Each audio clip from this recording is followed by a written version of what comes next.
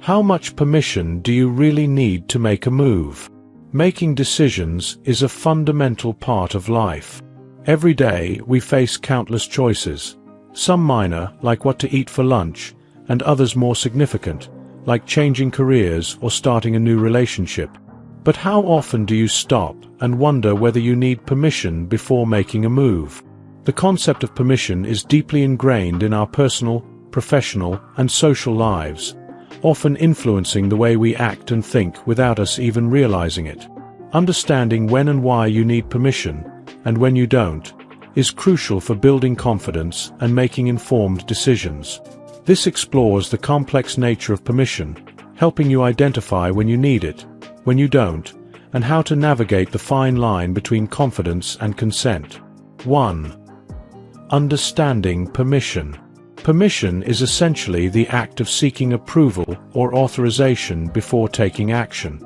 It can come from a variety of sources: parents, partners, employers, friends, or even societal norms.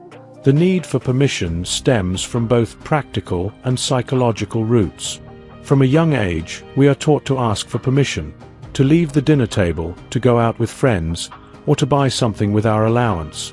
This creates a sense of structure and safety, reinforcing the idea that authority figures have control over certain aspects of our lives. As we grow older, this habit often carries over into adulthood, making us hesitant to act without seeking validation first. However, not all permission is explicitly required. Sometimes, the need for permission is more about emotional reassurance than actual necessity. Understanding why you feel the need to ask for permission is the first step toward breaking free from unnecessary limitations. 2. When to seek permission. While independence is important, there are situations where seeking permission is necessary and even beneficial. In professional settings, for example, you may need to ask for approval before starting a new project or making a major business decision. In relationships, discussing big life changes with your partner shows respect and consideration. Key situations where permission is often necessary include workplace decisions that affect team dynamics or budgets, legal matters, such as signing contracts or making financial commitments, health-related decisions involving medical procedures or treatments, major life changes, such as moving to a new city or changing careers, which affect others close to you, family decisions that impact household dynamics or responsibilities. Seeking permission in these cases is not about weakness, but about maintaining trust, transparency, and mutual respect. 3. Confidence versus consent. Confidence and consent are often mistaken for one another, but they serve different purposes. Confidence is about believing in your ability to make decisions, while consent is about ensuring that others involved are comfortable with those decisions. For example, deciding to start a new business may require confidence in your abilities, but if you have a business partner, you need their consent before making key decisions. Confidence drives action, but consent ensures harmony and cooperation. Understanding when you need confidence versus when you need consent helps you navigate decisions more effectively. Acting confidently without seeking necessary consent can damage relationships, while constantly seeking consent when it's not needed can undermine your self-assurance. 4. Types of decisions. Not all decisions require the same level of permission. Some choices are purely personal, while others have wider implications. Personal decisions. These involve your individual goals and lifestyle, such as career choices, personal finance, and health.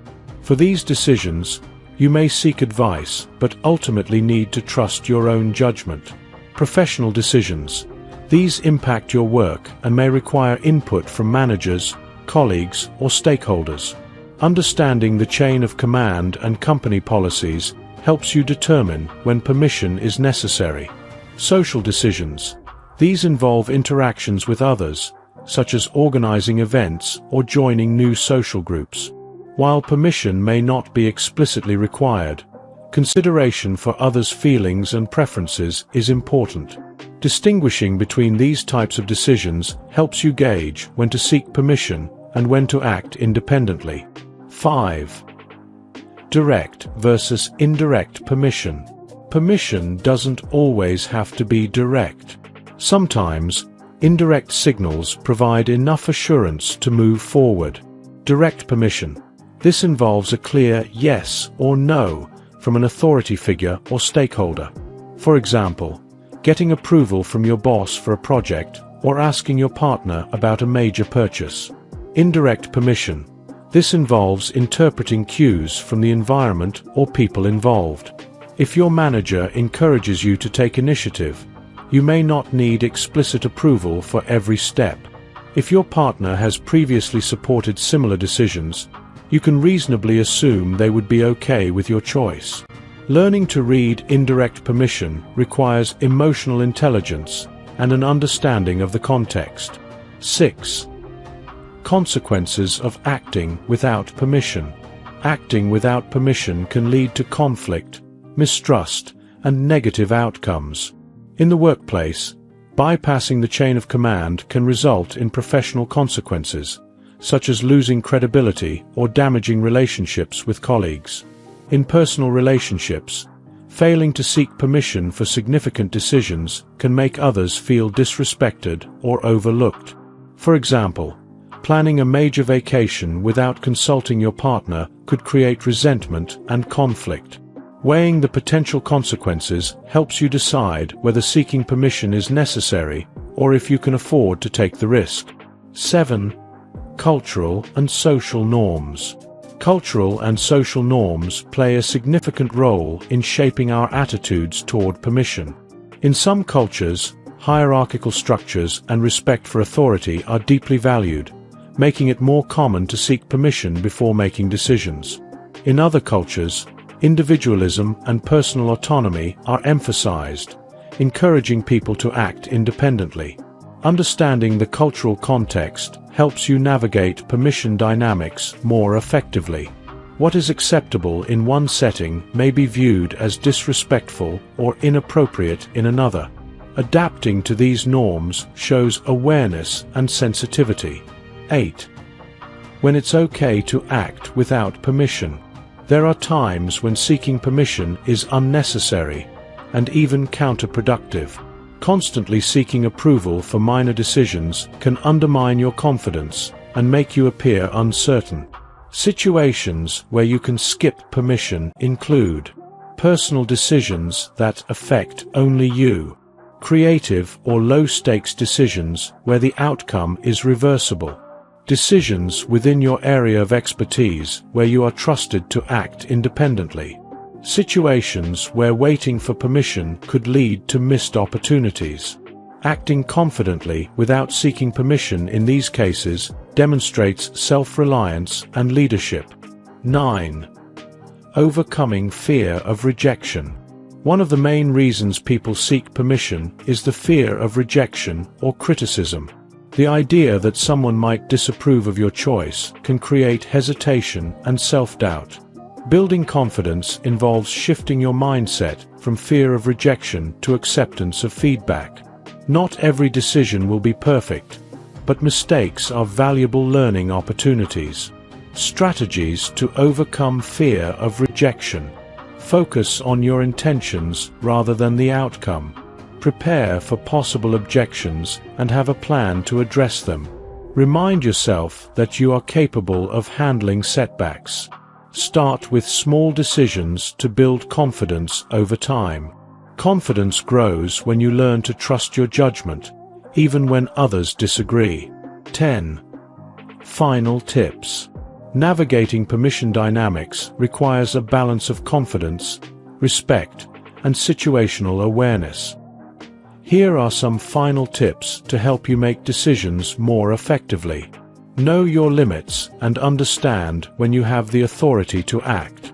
Seek permission when it involves others' interests or established rules. Communicate openly and honestly when seeking consent. Trust your instincts when the decision is personal and low risk. Learn from experience. Mistakes are part of the decision-making process. Mastering the art of knowing when to seek permission and when to act independently empowers you to make decisions with confidence and clarity. If you enjoyed watching this video, don't forget to like, subscribe, and turn on the notification bell so you don't miss any new videos. Let us know your thoughts about this video in the comment section down below, and feel free to stay and enjoy it until the end. Also make sure to check out our next highlighted video, and we will see you next time. Thanks for watching. Please like, share, and subscribe.